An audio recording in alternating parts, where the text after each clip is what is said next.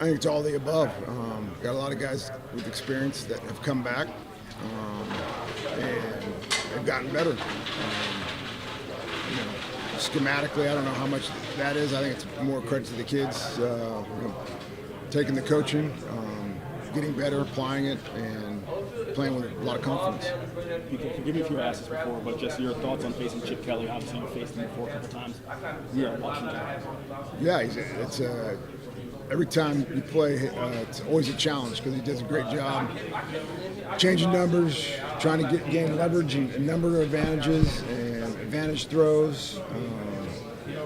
And he had those really prolific offenses at Oregon,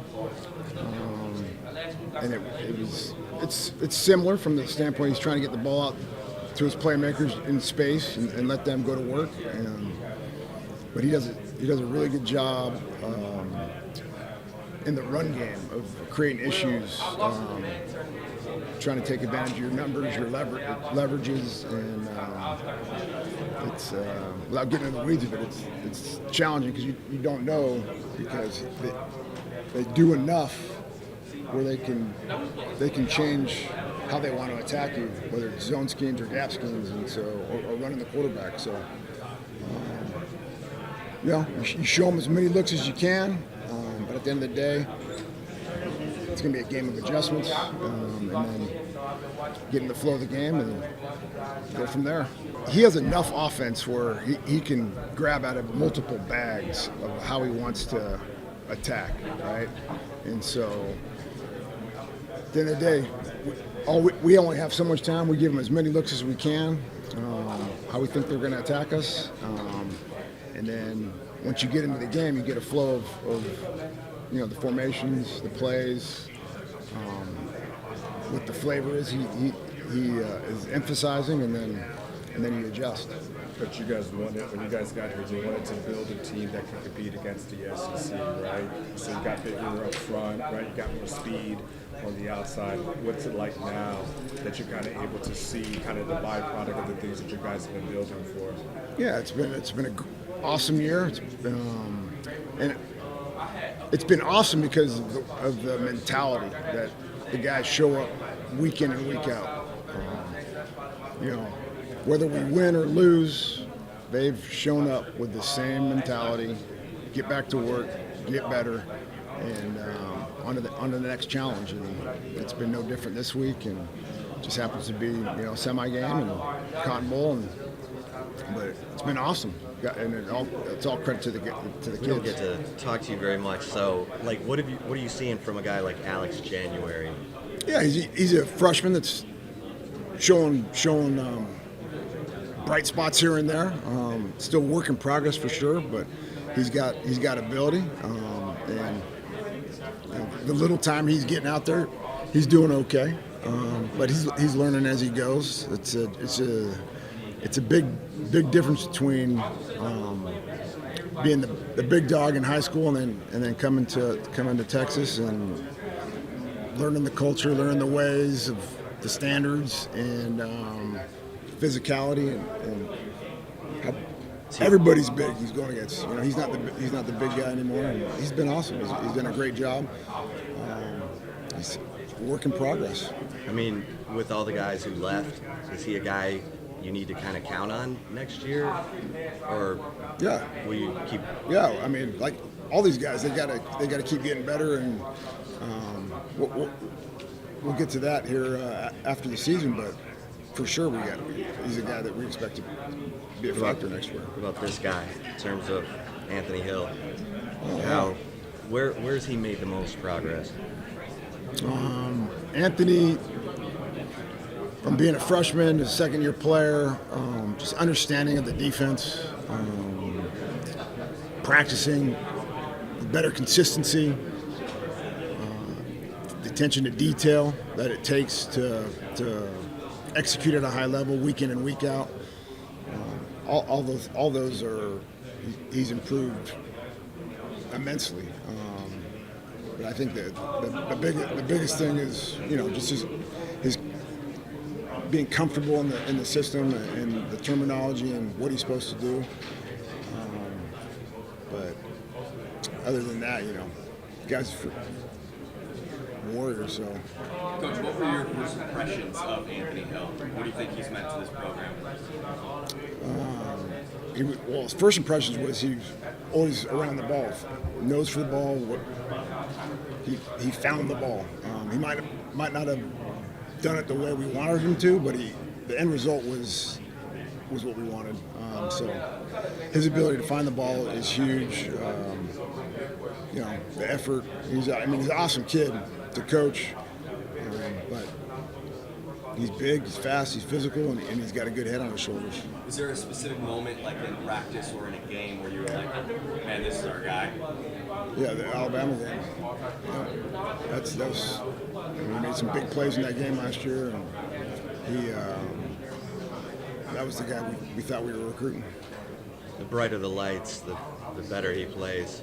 Yeah. I think a lot of these guys, they sort of, they've been through it enough now. We got a lot of guys back, and so even like every game, there's going to be some sort of adversity, and I think obviously last week was a testament to that. The guys, we were on our heels for a little bit there in that fourth quarter, and the guys found a way to make the plays that we needed at the right time. The Red. You switched to more single high safety looks this year. How did that put more pressure on John Barron, and how did he mentally answer that call? Yeah, he was. He wanted to make the move out to corner. We were all about it. He's a confident guy that loves challenges, and so he embraced it, right? And obviously has had a great year. I don't know if the scheme had anything to do with it. That's just the way he's wired. And then Jeremiah Smith, obviously a big challenge. Have you talked to him about Jeremiah Smith? Has he talked to you about it? We didn't have to talk about it. He knows. Keep the ball in front.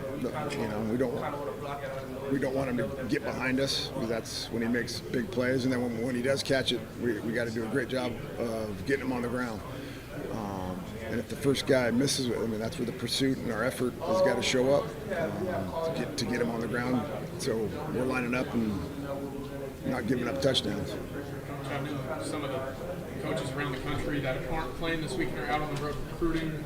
Y'all seen some personnel guys out this week. Do you feel like that's an advantage or disadvantage to still be playing? I think being one of the 4 teams still playing, that's an advantage. That we don't get to go out and get face to face with these guys. But I think everybody would rather be playing than out recruiting right now. Coach, I was able to catch up with a few of your former boys at St. Clair. One of the things they said. Who's that? Well, see if you can guess to the question. Okay. They talked about your strength in utilizing guys in the right way, in the right places, kind of having that for it. One guy even said you used him 60% of the time. They loved it, and they wish you well in this game. But is that a skill that you acquired over years of coaching? How do you hone that skill? I think it's more of a skill for guys that maybe aren't as I want to say dynamic, but everybody has weaknesses, right? There's more guys that have weaknesses than that have all the tools, right? And so finding ways to involve the guys and let them play to their strengths is more of an acquired knowledge over time. But yeah, I'm curious who that was. Winston Venable. That's who I thought it was. Okay. They wanted to say keep doing your thing. But they said that was your strength, so I just was curious if that's like a field thing or if it's something you pick up. You're always trying to get your he's one of our more physical players, but you're always trying to get what your players do, that's what you want them to do, right? And so, every coach is finding, they know who their players are, and so they're trying to get them involved.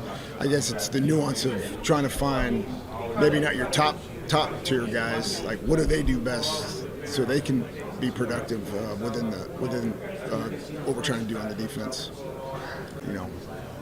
It's a long season, and there's been no drop-off week in and week out with how they've approached the next opponent. Right? Win or lose, they came back to work, and I've had great practices, good practices. But we haven't had any lulls from that standpoint. So that's what makes it really enjoyable. When you're not pulling teeth to get guys to crank it up for practices, that's enjoyable. Do you have any examples that you may have walked into the building and may have been shocked about their preparation, or like, oh wow, you're here this early? Or, yeah, it's really when you're leaving, right? I mean, we don't burn the midnight oil, but we'll be there, 9:30, and there'll still be guys in there watching tape, of their opponent. But most of the guys they're popping in and out throughout the day to get extra video sessions, extra coaching sessions, and on the game plan, and so yeah, all that, whether it's practice or being in the building and finding extra time with our coaches is a big part of it. People have talked so much about Ohio State's wide receivers, but I mean, this is obviously one of the great secondaries that you've had. What do you think kind of makes this secondary so unique and so successful?